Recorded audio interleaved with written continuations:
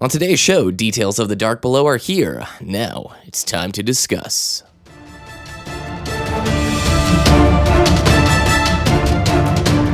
You're listening to Destiny the Show. Welcome, Guardians.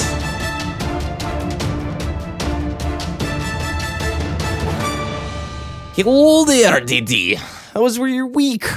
As I can't even talk. Week. My week was actually pretty good. Nice and slow. It's getting colder. It's below 60 now, so I can actually finally have to start wearing jackets. Jeans. When do the jeans come out in Texas? Like August. No, I'm kidding. That's a joke. Yeah. Yeah.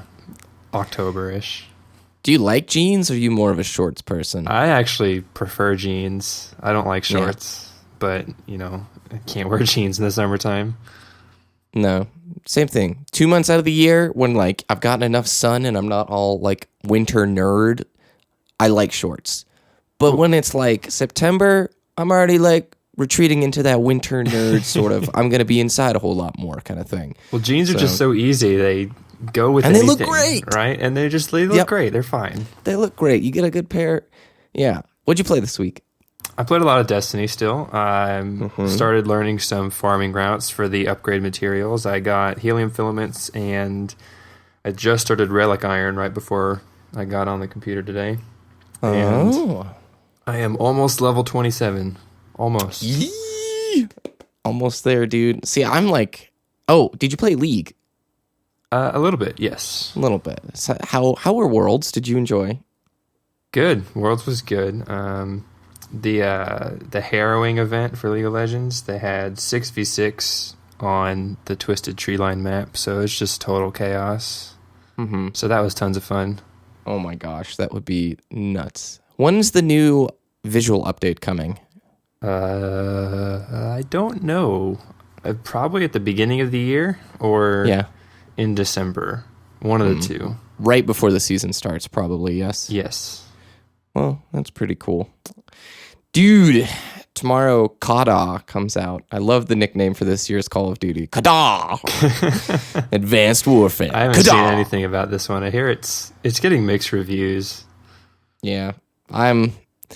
It's dangerous to say this because I know this is polarizing at this point, but me and Vito are so stoked. We have been way counting down the days. It's a fun arcade shooter, dude, and I've got a ton of friends who play it, so it's that couch game. I consider it almost I don't know, Street Fighter or something that anybody that you're around, hey, you want to come mash some buttons? Sure, let's go do it. Yeah, it's something that anybody can pick up. I get that. Yeah.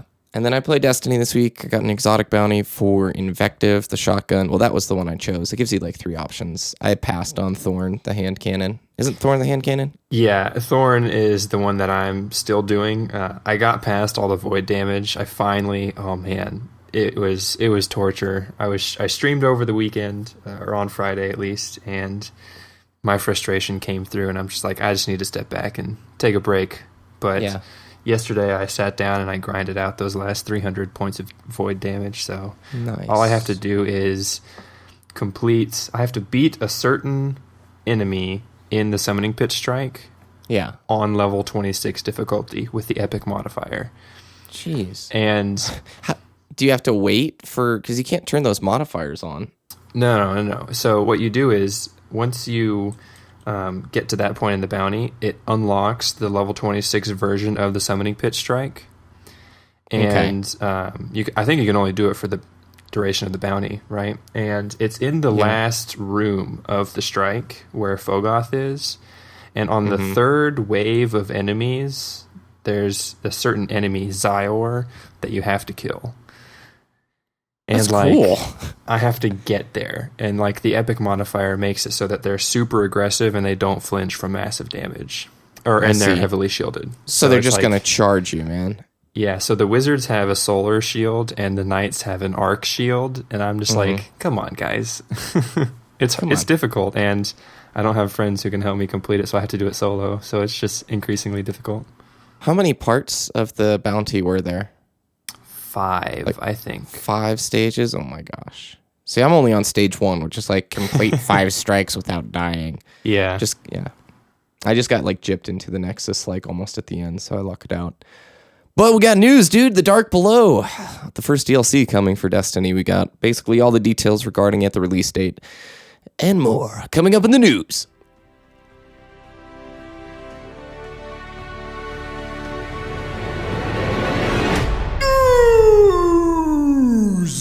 Yes. The Dark Below, the very first DLC for Destiny, is coming to us on December 9th. And we got the details. So release date of December 9th on all platforms. It brings with it new weapons, gear, story quests, Crucible arenas, and a new strike. A 6-player raid also, and more. So let's go through the list here. Ditty, just off the bat, do you see it? Reactions, immediate feelings? Yeah, so it's like the PlayStation gets a little bit more content as is expected, because we still have that year of exclusive content, and some of the Xbox users are like, well, then it's not going to be worth $20 for me. And it's like, let me just say this. With all of the PlayStation exclusive content that I've gotten, I've really only experienced the extra strike that we got when Destiny launched. Dust Palace. Right? Yeah, Dust Palace. The Hawk Moon and the Monte Carlo, those 2 weapons exclusive to PlayStation, I haven't seen them. I've seen them used against me, but I haven't come across them myself. And the extra armor that we got, I don't even remember what it looks like. So, yeah. If you think that you're missing out on a lot of stuff, don't worry about it. I'm missing out on a lot of the stuff that I have access to, so it just depends on whether you think the content is worth it for you or not. But I definitely think I've gotten my money's worth for the game that I pay for. Absolutely. So we'll see what this DLC, brings to the table in terms of when I actually play it. Yeah, 1 strike too is not enough to write home about, especially a strike that they've given us no details on. The strike that both of us are getting, Xbox and PlayStation crowd, sounds pretty cool, especially the boss of it. So let's talk about that, actually. It's called the Will of Crota Strike. The boss is named Omnigul, and it looks really, really cool. If you check out the link in the show notes, you're going to get screenshots of Dark Below. There's a ton of screenshots you're going to want to look at, because Omnigul looks like a boss from Diablo, does it not? Looks sweet. Yeah, it's a he looks wizard pretty cool. with this huge headpiece and green eyes. Looks pretty nasty, and I don't think we've had a boss in any of the strikes other than, the Mars strike, not Dust Palace, but the other one, like the one that shoots the big chain gun. Yeah. He's pretty cool. I wish they'd give these guys lines of dialogue that was understandable, because it'd be so much cooler if he's like shooting you with the chain gun while mocking you or dropping. Well, I guess we're getting into Borderlands territory when we do that, I guess. So yeah, that would be kind of cool. At least let Dinklage say some stuff while you're fighting other than, you really showed them. I don't know. There's a new tower character called Eris. She is going to be, I think it's a she, our new quest giver. She's going to give us the missions for the Dark Below, and she also will be telling the narrative for us of the Dark Below. There are 3 new story quests within the Dark Below. The Will of Crota Strike, as outlined earlier. The Crota's End raid, where you're going to be fighting high forces. So the strike and the raid both take place on the moon, underground. The strike in particular is in the Hellmouth. And from the artwork that we've seen, it looks really cool, right? Yes. And you PlayStation people, in my show notes, I wrote Lucky Bastards get an extra strike called the Undying Mind. No further details. It sounds like a Vex thing, though. Yeah. Anything with mind or AI. Yeah, I think that would be Vex, but we'll see. Because, if we think about it, the moon is getting an extra strike, and then we already have an extra strike on Mars, and it would make sense that it would be on Venus at least. For me, my favorite zone in the game is the moon. That's my favorite place to go, for everything, especially the strike, as I've noted before. Just the ambiance, it's eerie. I think it struck the best tone out of any of the locations. So to have a raid there, I almost thought when the game launched, Vault of Glass was going to be on the moon. Don't you think it's fitting? The moon seems like a pretty good place for a raid, is what I'm trying to say. Yeah. It's creepy. It's got, I think, the best music, in my opinion. Mm-hmm. Because I was doing the helium filaments run on the moon, and I'm like, man, this music's getting me pumped up already. And like on Cosmodrome, it's like, but in the moon, it's definitely, it gets you going. The maximum light level is increasing from 30 to 32. And here's the cool thing. Everybody is going to get this on December 9th. Not just people who like purchase the DLC, but everybody who plays Destiny. 5 additional bounty slots. All hail Bungie. Can we get a round of applause? A yay? Woohoo. That's really nice, especially since they offer like 7 of each, like 7 Explore and then 7 Crucible matches. It's like, I want to do all 7 at once, but I can't because I only have 5 slots. This alleviates the chore runs of going back and forth between the tower, and I can totally relate to this, especially leveling up this new Titan, which is like level 13 now. Going back and forth to the tower, dude, adds like 4 or 5 minutes of like loading times and flight times. It's just unnecessary when it's like, can I just have 2 more, please? Because I know these ones are going to get done in a minute. So 5 new bounty slots are coming. 3 new Crucible maps, and this is what I am very pumped for, because basically all I do in Destiny now is Crucible. That's like kind of my main addiction. So the 3 maps, Pantheon is set within the Black Garden on Mars. It is tight corridors and Vex-designed landscapes. I think this map looks gorgeous. What do you think, Ditty? Yeah, it looks like it's going to be super fun to play on. All 3 of these maps have screenshots. We only got, I think, 2 or 3 with each of them. Check the show notes. You can look at it. I like the way this looks. The Black Garden already was such a cool spot. Like, underexplored too. Like, that last mission feels almost like they should have broken it up into 2 if you've played it on like the daily heroic. Like, just getting there takes a while, but that big field, and I don't know. I want to know more about that zone, so I'm glad we're getting a map there. Second map is Sky Shock. It's on Earth. It's a bigger map. This is like 6v6. They show a pike in one of the screenshots and highlight that vehicle play will be mixed in with infantry play. It doesn't look that sexy of a map to me from the screenshots. In fact, this is like the least impressive from what I've seen. In fact, Diddy, you said it's like the Moth Yards, isn't it? Yeah, it looks like it's taking place next to the Moth Yards, basically. It's like, yeah. Same assets, right? Like the downed plains and like the rocks. It looks almost like that area verbatim. Probably moving things a little bit, but you're not a bigger map fan, are you? You're like a 3v3 player. It says that this map is going to be 6v6 only, so Control and Clash. Yeah. I don't play those game types very often, so I'm not gonna play this map that often, so I'm not too excited about it. And then Cauldron is the last map, and I totally forgot to write where it is. I think Cauldron is the one on the moon, and it's an abandoned hive. Yep, an abandoned hive ritual site thought to be the site of dark sacrifice. That's what it says. Yes. Oh, and it looks cool. There's a bunch of pods on the wall. This looks like it's probably going to be the smallest map in the set, unless Pantheon surprises me. So. Yeah, so Pantheon and the Cauldron are both 6v6, 3v3, and Rumble. So they're both medium-sized maps. Similar to Rusted Lands, basically. I love the small maps. I love that most of our map pool when I play Crucible are small maps. I just am not a big fan of large maps. Like, almost in any shooter ever, unless it's Battlefield, I want to get into the action really fast. I'm just like, ADD.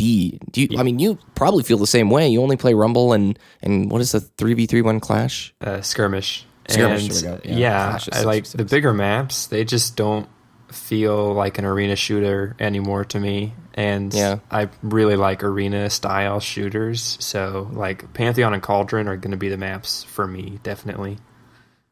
New items. Tons of screenshots of new items, guys, and these things look sweet. Ditty and I were looking at it before the show. Some of the new exotic weapons look baller. You love the gear, man. Some of the new gear pieces are just, they look a step above what we have right now. Yeah, definitely. The hunter armor that it shows, I want it. I want it right now because it looks so good. The cape, the mask, the chest plate, oh my god, everything about it just is so awesome. I love it. It oozes with polish. That's the thing, is like, you can definitely tell this is later in their development cycle and they're getting probably more experience under their belt, because these weapons look a step above. Like the Suros, yeah, it looks pretty cool. But that picture of the new rocket launcher that's got the like face painted on it, oh, it's pretty cool.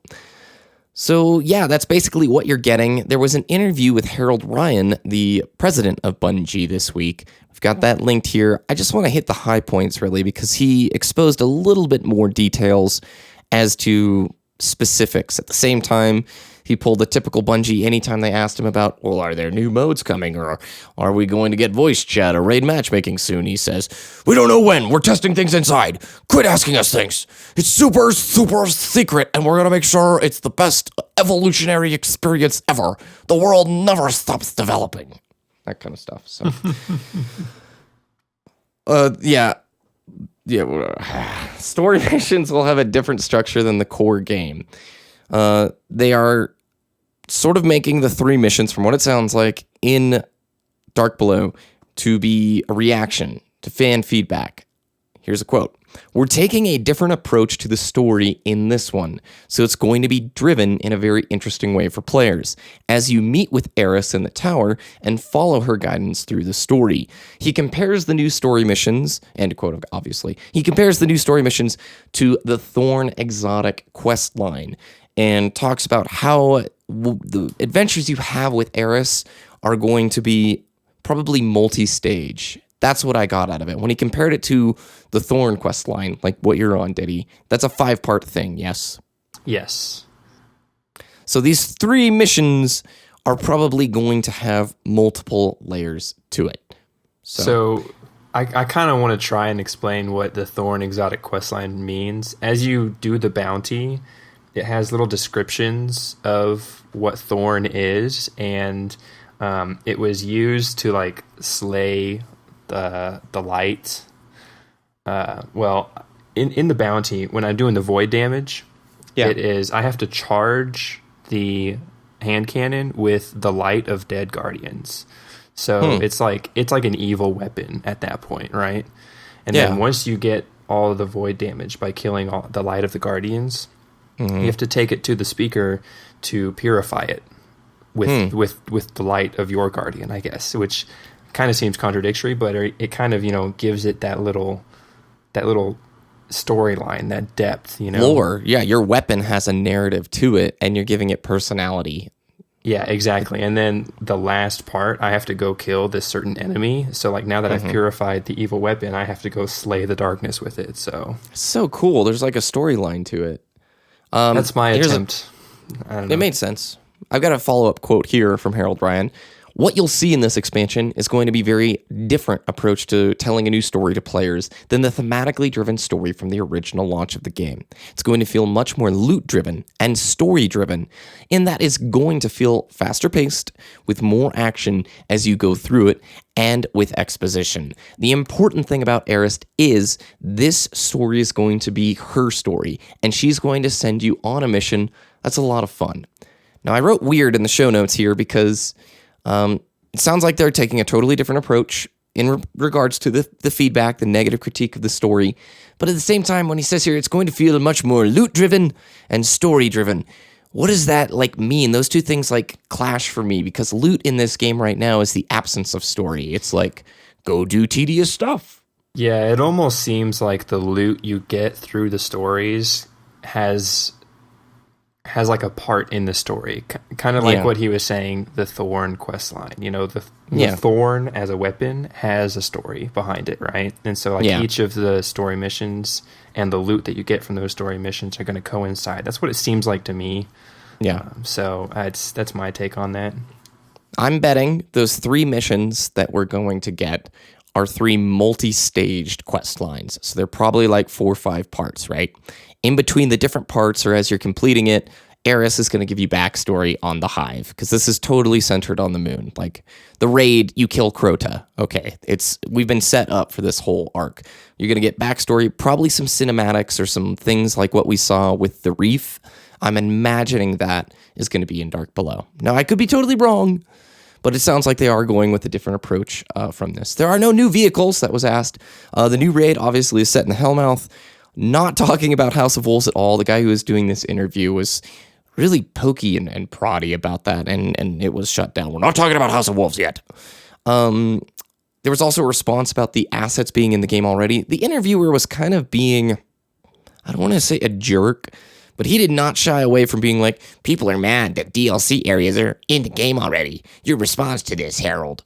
And the response was they want smaller, more manageable download sizes for players. So they are putting some assets on the disc already from launch. Next gen, this is my feedback on it. Next gen changes the size of assets big time. You're talking bigger textures, bigger like everything in terms of file sizes. So console games are turning more into like PC with these huge updates. And I don't think the infrastructure or the back end yet has evolved to the point where we can get updates as regularly on our consoles as you do on a PC. Like with a PC, if Bungie wants to, or not Bungie, if Battle.net, like Blizzard wants to send a patch out to WoW players, it doesn't have to go to Microsoft, pay them an approval fee, and have it go through the testing. You know what I'm saying? Yeah. So I think it's this weird clash of Bungie's treating this a lot more like a PC game, but there's some things they just can't do. Like come Dark Below, they don't want to send you a 25 gig download. I don't know. What do you think? Yeah, I would agree with that. I mean, just having the areas available in the game means you don't have to add that to your game. You know, it's cutting down the download size, like you said.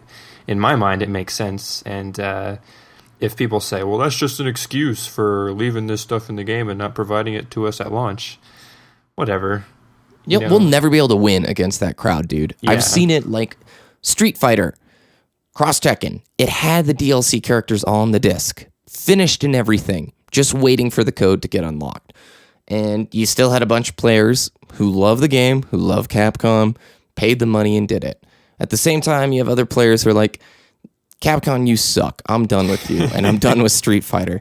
We'll never be able to sell the people who are angry and think Destiny was unfinished and that they're getting gouged for prices. I look at it this way. We make out like thieves, dude, getting the amount of updates that we do from Bungie without a subscription service. That's the way I've seen it, because I've seen far less from like World of Warcraft with a $15 subscription fee. Now, granted, you get some big things here and there, but like, I don't know. We get away like thieves. That's the way I see it. Oh, did you see the jack-o'-lanterns from Xur? Did you get yours? Yes, I did. Those are pretty cool. Yes. Do you want to explain it? No, you go ahead. Okay. For players of Destiny during this last week, Halloween week, if you went to the tower, talked to the postmaster, you can't get it now, by the way. She gave you 3 usable jack-o'-lanterns. Lasted 30 minutes. And basically it turns your head into a pumpkin with eyes. Big, cool costume-looking thing. Never seen something like this before in Destiny. So it was unannounced, just a nice little thing that Bungie did. While wearing the pumpkin head, you hear like these creepy screams and like, all this Halloween-themed stuff. Also, if you wore that jack-o'-lantern while talking to Xur, you could buy for 1 strange coin this like elixir of something. And if you used it for 1 hour every time you respawn, all these crows would like fly out of your body. It's cool. It's like little bonuses that we didn't think were in the game. It just like hints at cool stuff down the road. Yes. No, yeah, maybe. Definitely. Like that. If I would have liked a Halloween event, but this agreed. This was kind of nice that they just kind of threw together. Hopefully we'll get there. I know I talk about WoW way too much, and I'm sorry, but they do this thing called like the Midsummer Festival or something like that. I can't remember. It runs all the time, and I forget about it. But they do a festival that's been in the game for forever, since I was playing in vanilla. And it's just this like week or 2 festival where special events go down. It'd be sweet. I bet you next week, Bungie Day, that week, there is definitely going to be stuff going on. Yeah, probably. Do you want to read the Dark Below boss list real fast? I need to get water. Yes, absolutely. So in the Dark Below, there's a list of bosses found in the files. We have Nath, the Diviner. We have Krith, the Siphon. Noctu, the Light Slayer. Then we have the Wall. And then Voldor, the Will Keeper. Divine Vision, Dredge Exploder. Storgor, the Shatterer. Oh my god. The Veil, and the Oversoul. Storgor. That is an awesome. I'm Storgor the Shatterer, here to shatter That's pretty cool. So that's a pretty big boss list. That's more bosses than we have in the game right now. I feel like it. Maybe? Well, if you've noticed, when you do some of the strikes, some of the higher level enemies, the yellow bars, they all have they get names too. So maybe a few of those are going to be like that, but... Yeah, sub-bosses probably. Did we talk about, I don't think we talked about in last week's show, the new sparrows. I might have tweeted about it and thought we talked about it on the show, but anyway, new sparrows are coming. We talked about this. Yes, new sparrows and ship shaders, right? That was the story. I think so, yeah. Okay.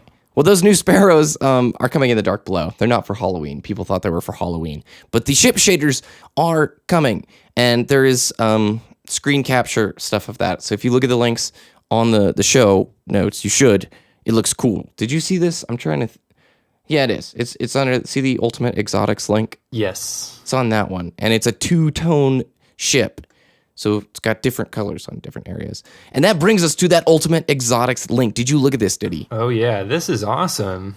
So super cool. So do you want to try to explain it? No. Okay. Well, I'm going to pull it up on my super slow internet. Basically, what they're doing is they're putting new items in the game that allow you to upgrade current exotics. Because with Dark Below, we're going to get new exotics that obviously are going to make the old ones obsolete. But we get Exotic Armor Shard. And this is for making ultimate improvements to high-quality armor. We also get Exotic Weapon Core for making ultimate improvements to high-quality weapons. So it looks like exotics are now getting tiers of their own in terms of upgrades. It looks like we're also getting Vex Raid Rare. This item says Vex Raid Rare Material for Vex Exotic Weapon Blueprint. So perhaps we're going to be able to build exotics. And then one last item that's being added, Epoch Splinter. Slivers of glass used by the Vex. Isotopic dating suggests their age ranges across billions of years. And they're thinking that this legendary material will probably be used in combination with the Vex Raid Rare item to build exotics. So, number one, building exotics, and number two, upgrading current exotics to the ultimate level. Pretty cool. Thoughts? It's nice because with the level increase from 30 to 32... people stuck at 30 are going to feel left behind if they can't, get that other stuff. So allowing to upgrade your current stuff, I think, is a really nice addition. Please, Guardians, let me help you. If you come looking for wise words, I shall try, but I ask you to turn them to action. That brings us to, the topic. Do you think there is enough in the Dark Below to warrant a purchase? Curious your opinions. And any negative stuff that you may think, too. I think so, yes. There was a post on the Destiny subreddit that I totally forgot until now that actually mathematically broke down the content and compared it to previous DLCs like Call of Duty, Battlefield, all these other games.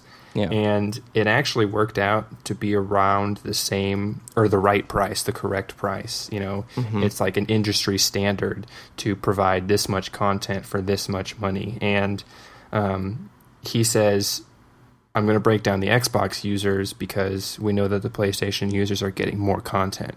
And in terms of what the Xbox users are getting, it's roughly the same price. I can't remember exactly. I'll hopefully try to find it so we can have it in the show notes. But I think there's going to be enough content. But like I said before, I got, the Guardian edition, and I paid $80 for my game for additional PlayStation exclusive content. And at this point, I've only experienced the raid or the strike. And I don't have the armor. I don't have the exotic weapons. I haven't found that PlayStation exclusive stuff yet. And I'll be honest, the Dust Palace strike, not even my favorite. So it's I paid for content that I haven't even used yet, and I think I got my money's worth playing this game so far. So it's really up to whoever purchases the DLC, whether they think it's worth it or not. It's how much you play Destiny. This is like with every DLC ever. You can't sit on the sidelines and just critique. You know what I'm saying? If you're somebody who doesn't play the game very often, then you could probably pass and be fine. But if you're liking the game, enjoy the experience, for sure, I'm fully there. Once I saw the Crucible maps, I would purchase this probably just for the Crucible maps, not to mention all the new gear and the new story missions, which I look forward to. Now, I'm skeptical. Honestly, dude, I'm pretty skeptical, like, with the story missions. I don't think it's going to be like this insane revolutionary experience where, like, this is what the story should have been. I hope it's that, but I don't think so. I think mainly this is, you're getting your light level increase, you're getting some new maps. I'm excited for the new strike. And by that time, I'm really hoping to have completed Vault of Glass and to be ready to go on for this new Crota raid. So that's just my 2 cents on it. I'm looking forward to it. I don't care about that strike, by the way. Strikes are such a non-event for me now in the game. Yeah, I've seen DLCs that just have multiplayer maps and a new game type, right? Yeah. You're getting multiplayer maps, story missions, a strike, and a raid. So it's, in my opinion, it's worth it. But, you know, I play Destiny a lot, so I may be a little bit biased. People who don't, make up your own mind. You got to make that choice, dude. I can't, like, so many people get mad. How could you recommend this? Because I like it, and I like to support stuff I like. Is that a little bit weird? I don't know.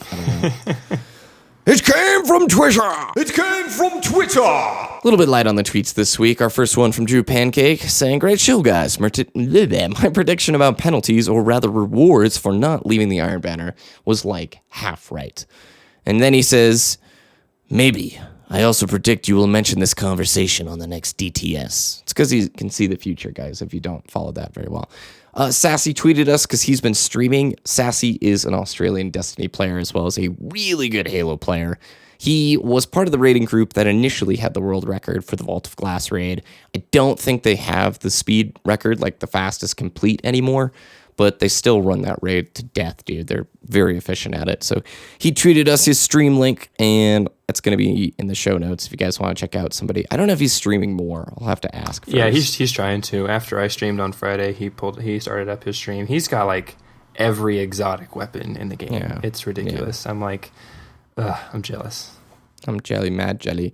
And then the Master 1997. Do you like how random the Crucible is? ? After this score, I don't. And he shows us that he got a 30 kill game with a 4.29 KD ratio. Well done. Well played. But no rewards. Sorry, dude. Crucible heartbreak. And that's really what we got for this week, Ditty.